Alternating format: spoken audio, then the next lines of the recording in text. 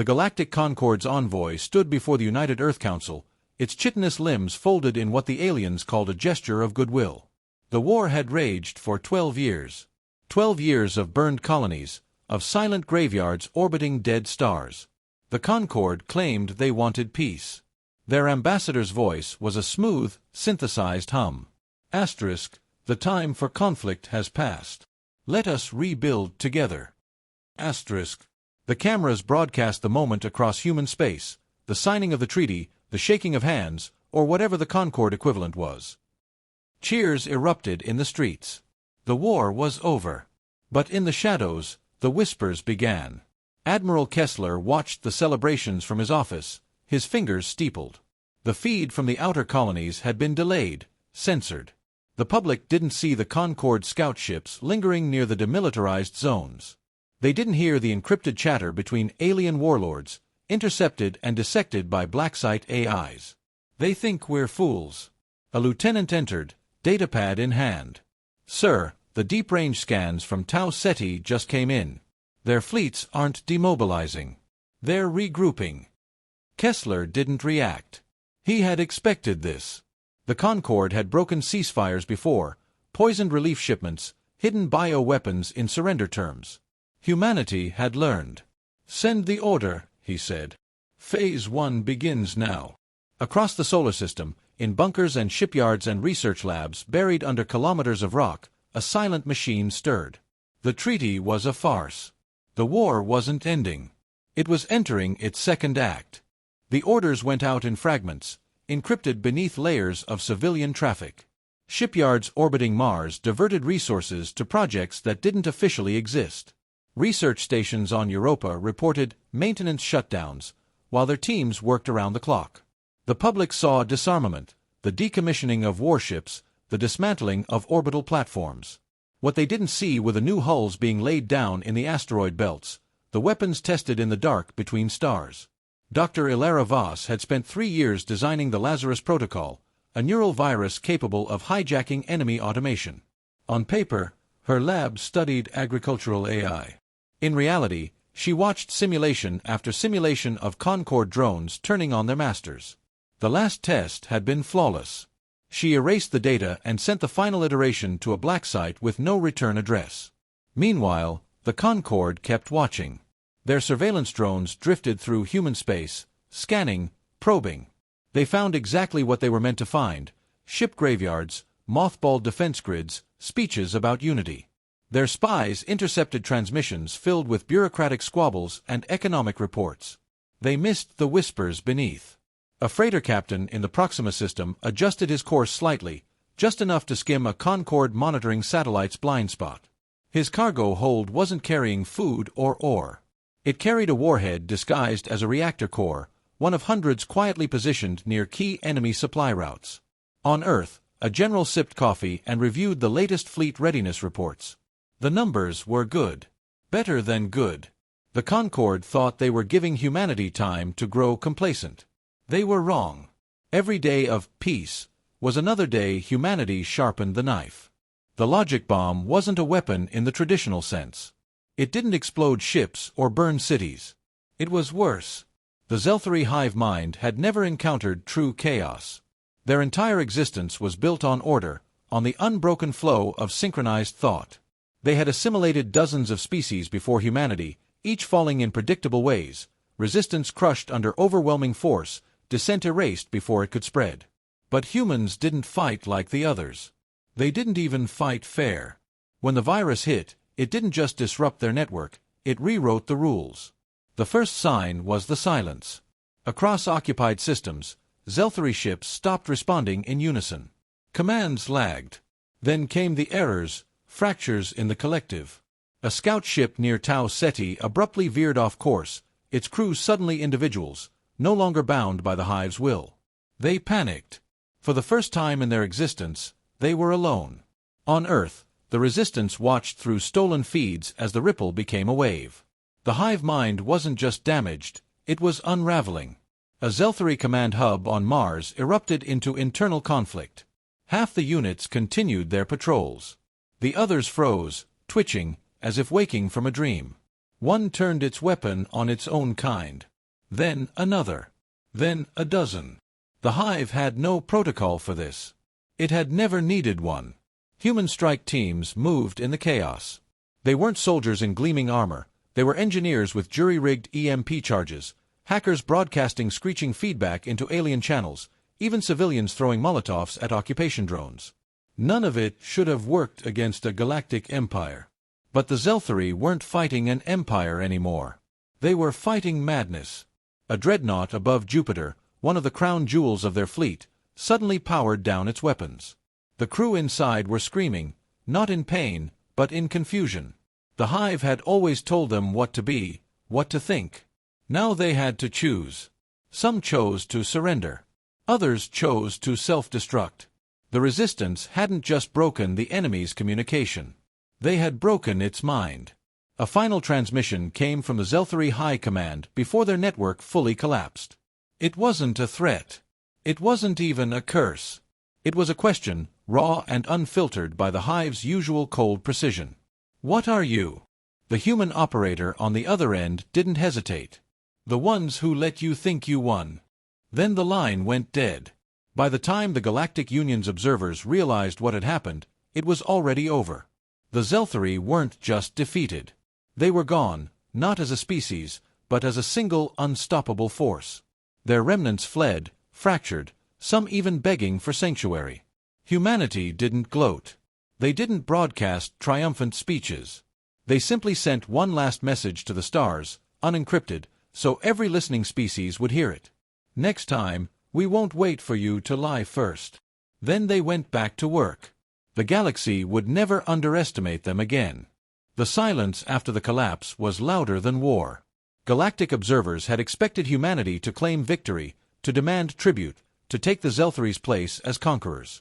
Instead, human ships began the quiet, methodical work of dismantling occupation outposts, not to seize them, but to burn them.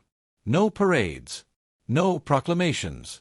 Just the steady, unhurried dismantling of an empire that had dared to think them broken.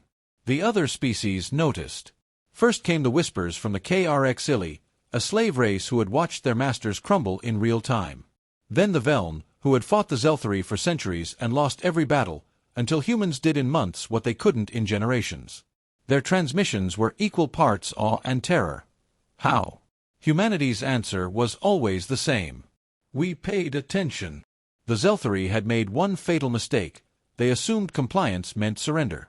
They didn't realize humans had spent every second of their peace studying, probing, learning. The hive mind's patterns. Its blind spots. The way it couldn't process irrationality, individuality, the beautiful, chaotic unpredictability of a species that had spent its entire history refusing to be governed. Now the galaxy saw the truth. On the ruined edges of former 𝗕𝗲𝘀 space, a 𝗕𝗲 warship encountered a human salvage team stripping a derelict hive ship. The 𝗕𝗲 captain demanded answers. Why help us now? Why not claim their territory? The human in charge, a woman with grease-streaked hands and no rank insignia, shrugged. We didn't do this for you. We did it because they lied. That was the lesson the galaxy would remember. Not humanity's strength. Not their weapons. Their memory. The 𝗕𝗲𝘀 had offered peace. Humans had smiled, nodded, and waited. Because some species fought with rage. Some with desperation. Humans, they fought with patience. And now, as the last hive ship reactors went dark, as former slave races tentatively reached for freedom, the galaxy finally understood the warning in humanity's silence. Try us again. No one did. The Galactic Council convened in emergency session for the first time in 3 centuries. Ambassador 𝗕𝗲𝘀 of the 𝗕𝗲 Collective adjusted his translator nervously as he entered the chamber. The air smelled of ozone and tension.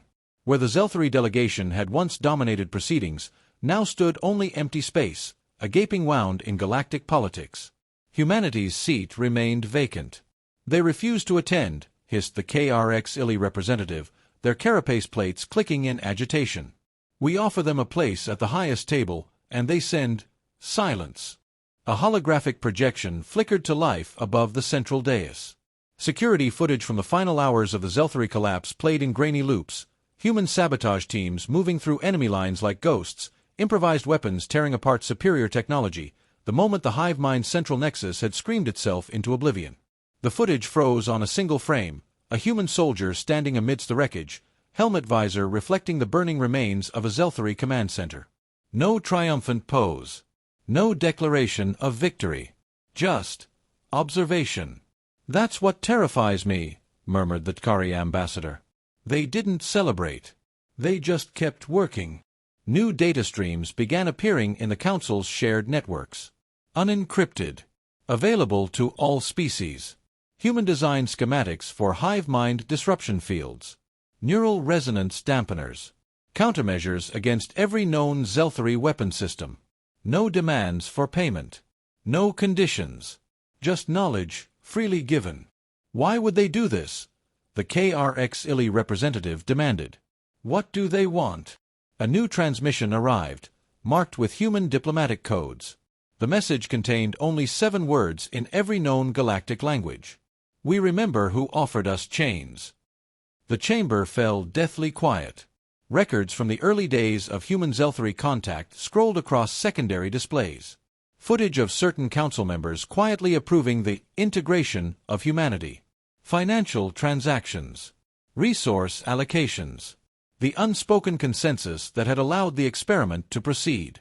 On a derelict 𝗕𝗲𝘀 monitoring station near what had been the front lines, a human cleanup crew found something interesting in the archives. A single recorded conversation between the 𝗕𝗲𝘀 High Synod and certain council members.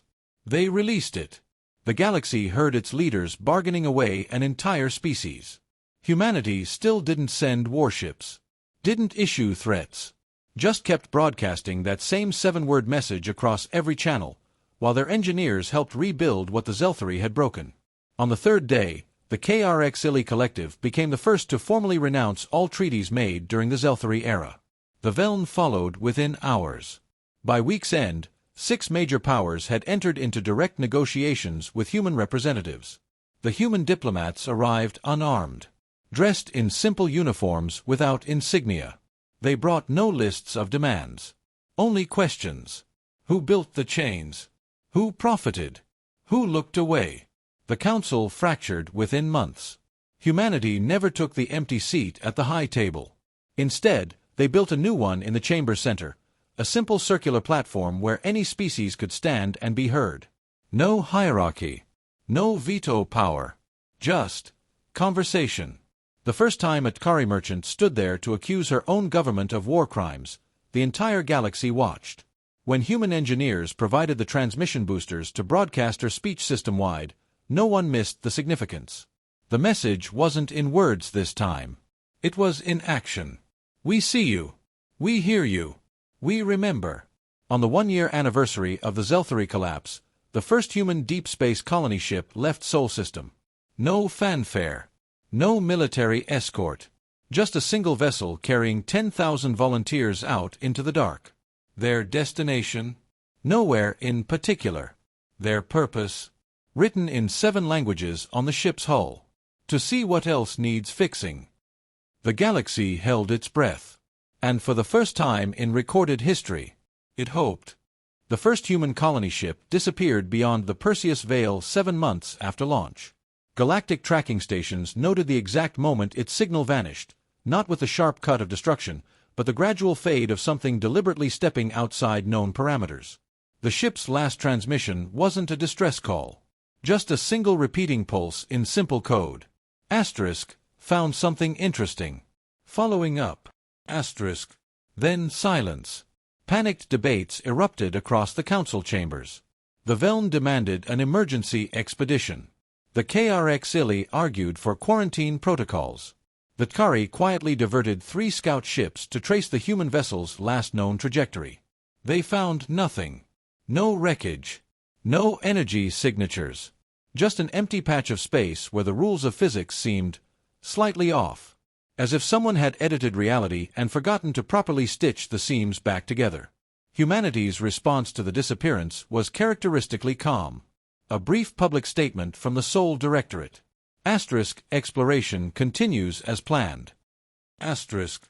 Then they launched 12 more ships. Each vessel carried the same cryptic message on its hull in glowing plasma script. Asterisk, not lost. Just looking. Each followed a different vector into uncharted space. And one by one, over the following months, they too vanished, always with that same last transmission about finding something interesting. The galaxy's scientists nearly tore themselves apart analyzing the patterns. The disappearances followed no logical spatial distribution. No common environmental factors. Just that strange, momentary warping of local physics at each departure point. Then the artifacts started appearing. On 100 different worlds, in a dozen empires, identical black monoliths materialized simultaneously. No energy spikes preceded their arrival. No transportation signatures. One moment empty air, the next, smooth obsidian towers 3 meters tall, humming at a frequency just below hearing. The first brave soul to touch one was a Velm Street sweeper on the capital world. The moment his claws made contact, the monolith projected a hologram into the air above it, a perfect replica of the missing first human colony ship, floating in some impossible space where the stars burned the wrong colors. A human face appeared on the projection. She smiled. "We found the architects," she said in perfect Velm. Turns out they've been busy. Then the real transmissions began.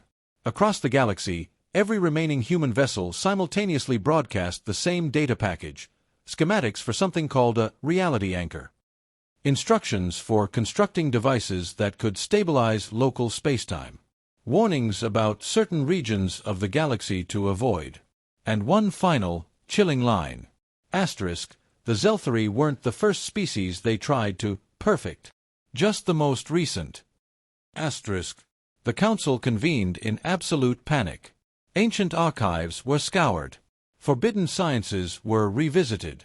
The 𝗕𝗲𝘀 revealed secret observatories that had been tracking anomalous energy signatures for millennia. The 𝗕𝗲𝘀 produced fragmentary records of a civilization that had vanished 60,000 years earlier, leaving behind only cryptic warnings about the sculptors.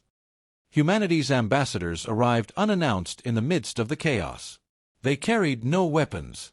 Only a single data crystal containing coordinates. "We can show you," their lead envoy said. "But you won't like what you see." The gathered species argued for 3 solar cycles before agreeing. A joint expedition was assembled, one ship from every major power, with a single human vessel leading the way. As the fleet approached the coordinates, sensors began malfunctioning. Stars flickered in impossible patterns. The laws of thermodynamics briefly stopped working in a 20-kilometer radius around the human ship. Then they saw it. A structure the size of a solar system, built from what appeared to be folded spacetime. Impossible geometries shifting in 11 dimensions. And within it, "That's a workshop," the human comms officer whispered. "They're not gods. They're mechanics." The transmission cut out as the entire fleet was suddenly, gently, pulled inside. The last thing the galaxy heard before communications failed completely was a human laughing. "Oh. Now this makes sense." Back on civilized worlds, the monoliths began displaying new messages, mathematical proofs, engineering concepts, the basic operating principles of whatever existed beyond the veil of normal space. Humanity hadn't just found the architects. They'd found the tools. And they were sending instructions home.